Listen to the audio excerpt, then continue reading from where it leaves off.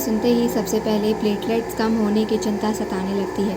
इस बीमारी में प्लेटलेट्स का घटना आम बात है, लेकिन हर मरीज में इसकी स्थिति एक जैसी नहीं होती।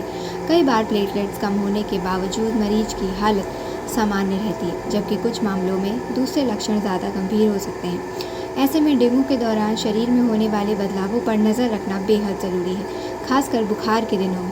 मरीज की स्थिति को नज़रअंदाज नहीं करना चाहिए। प्लेटलेट्स में गिरावट को लेकर लोगों के मन में कई सवाल रहते हैं, जैसे डेंगू में प्लेटलेट्स कब गिरती है, कितनी प्लेटलेट्स खतरनाक मानी जाती है और प्लेटलेट्स कम होने पर क्या करना चाहिए। आइए जानते हैं डेंगू में प्लेटलेट से जुड़ी ज़रूरी बातें और किन लक्षणों को देखकर तुरंत सावधान हो जाना चाहिए। डेंगू में प्लेटलेट्स कब गिरती है? डेंगू की शुरुआत में तेज़ बुखार आमतौर पर 2 से 7 दिनों तक रहता है। बीमारी के तीसरे से 7वें दिन के आसपास, खासकर जब बुखार कम होने लगता है, क्रिटिकल फेज शुरू हो जाता है। इसी दौरान प्लेटलेट्स काउंट तेज़ी से गिरता है।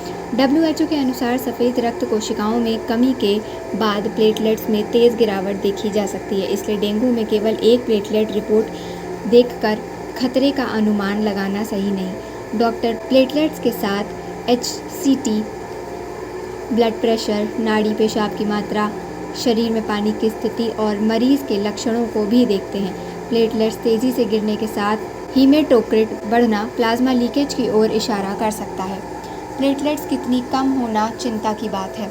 अगर प्लेटलेट्स लगातार तेज़ी से गिर रही है, साथ में ब्लीडिंग, लो ब्लड प्रेशर, सांस लेने में परेशानी या अत्यधिक कमजोरी जैसे लक्षण हों, तो तत्काल चिकित्सीय मूल्यांकन ज़रूरी है। ये लक्षण दिखें तो तुरंत सावधान हो जाएं। डेंगू के दौरान निम्नलिखित लक्षण गंभीर बीमारी के चेतावनी दे सकते हैं: तेज़ और लगातार पेट दर्द, बार बार लगातार उल्टी, मसूड़ों या नाक से खून आना, उल्टी या मल में खून, सांस तेज़ी से चलना या सांस लेने में परेशानी, बहुत ज़्यादा कमजोरी, सुस्ती या बेचैनी, अत्यधिक प्यास लगना, त्वचा का पीला ठंडा या चिपचिपा पड़ना, शरीर में पानी जमा होने के संकेत।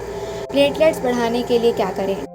डेंगू में प्लेटलेट्स बढ़ाने के लिए मरीज को डॉक्टर की सलाह के अनुसार पर्याप्त तरल पदार्थ और आराम महत्वपूर्ण है। डिहाइड्रेशन से बचने के लिए पानी, ORS और डॉक्टर द्वारा सुझाए गए तरल पदार्थ दिए जा सकते हैं। पपीते के पत्ते या दूसरे घरेलू नुस्खों को प्लेटलेट्स बढ़ाने का प्रमाणित इलाज मानकर डॉक्टर की निगरानी को नज़रअंदाज नहीं करना चाहिए। प्लेटलेट ट्रांसफ्यूजन भी हर ऐसे मरीज को सिर्फ कम प्लेटलेट्स काउंट के आधार पर नहीं दिया जाता। इसका निर्णय डॉक्टर मरीज की पूरी स्थिति को और ब्लीडिंग के जोखिम को देखकर करते हैं।